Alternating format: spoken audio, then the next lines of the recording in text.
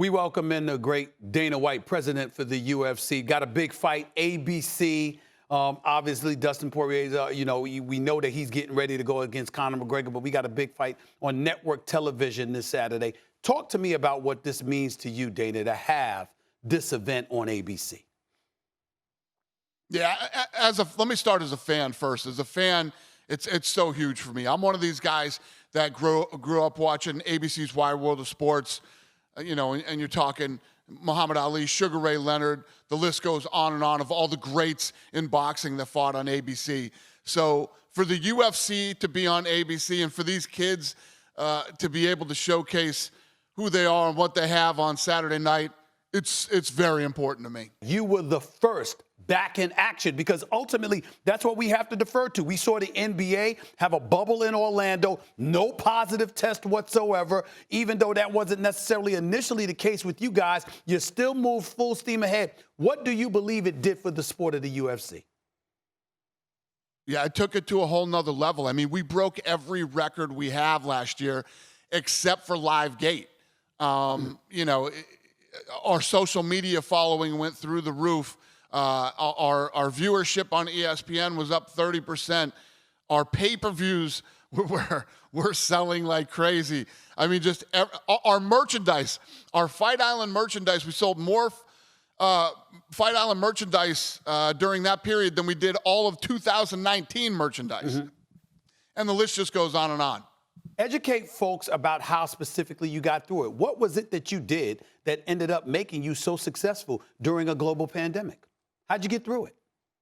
So what we did was we sat down, we started to realize, you have to build a bubble. We have to build a bubble, whether it's in Las Vegas, at our Apex Center. We have our own arena in Las Vegas that we built on our property. So we could do it there, but we couldn't because it was shut down.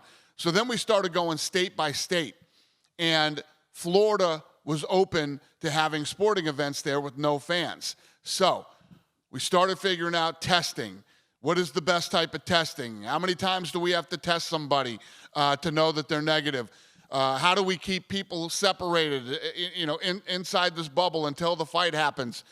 And then we did the first one in Florida, and there was a lot of trial and error. Everything came out great. It turned out good. We learned a lot. Then we did another. We did 3 in a row, just like we're doing here on Fight Island right now.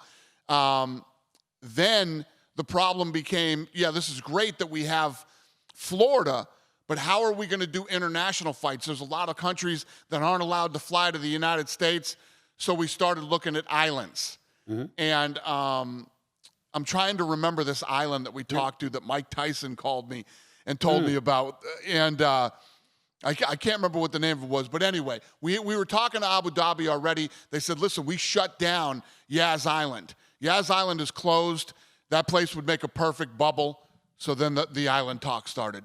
Do you realize, Dana White, that your name now, think about the company your name is associated with. We talk about Roger Goodell with the NFL. We talk about Rob Manfred in Major League Baseball. We talk about Adam Silver with the NBA.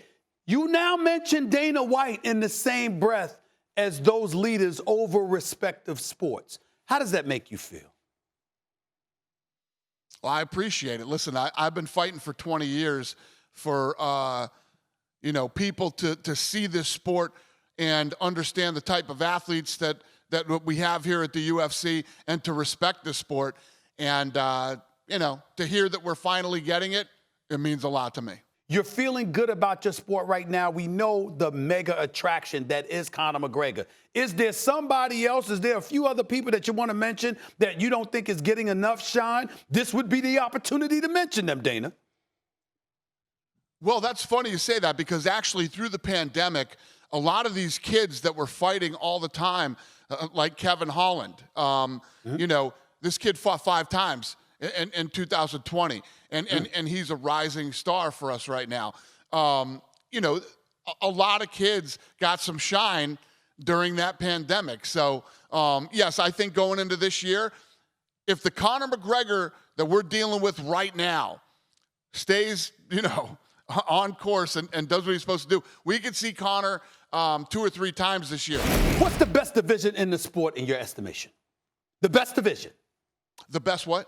The best division in your sport. Give it to me, Dana. I'm putting you on the spot. Well, yes, I am. The 155-pound division, without a doubt, is the best division with the biggest stars and the biggest possible fights right now. But with Israel Adesanya in the middleweight division, that one's heating up too. There's a lot of fun fights we can make there.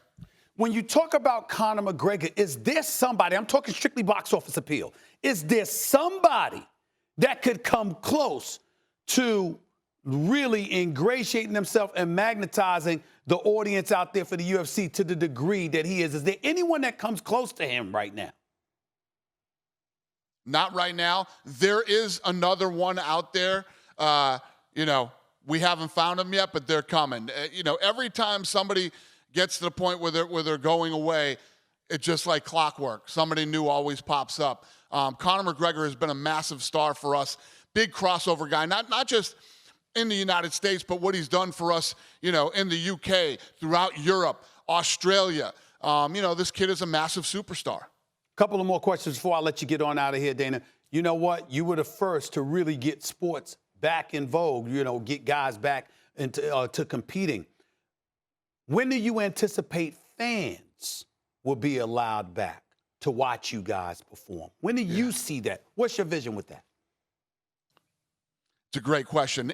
Right now, I'm very lucky because I have the Apex in Las Vegas, and basically the Etihad Arena that they just built out here is like another Apex for me. They designed this thing with the UFC in mind. So I'm not even thinking about that. If one of these states opens up first, whether it's Florida or Texas, and they say, or Abu Dhabi, and they say, you can sell this thing out, you can bring in fans, I will be the first one to do it. That I guarantee you. But the guys that I'm dealing with right now, who are smart guys, are telling me, and I hope they're wrong, life as we knew it, like how we were living back in 2019, isn't going to be here again till 23. So I don't know if that's true or what's going to happen, but I'm good. I can run my business till 28 with no fans if I have to. But I'll be the first to come back as soon as they say I can.